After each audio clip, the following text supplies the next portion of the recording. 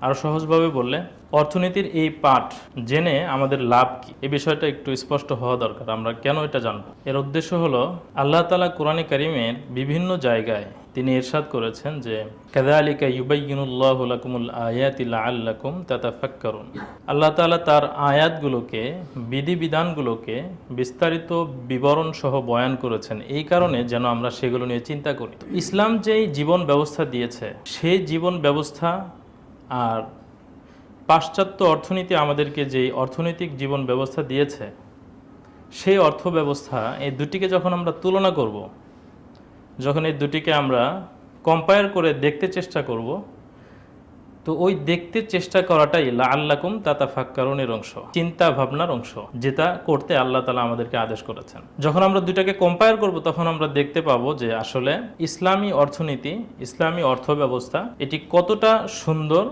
কতটা চমৎকার এবং এটি কতটা টেকসই।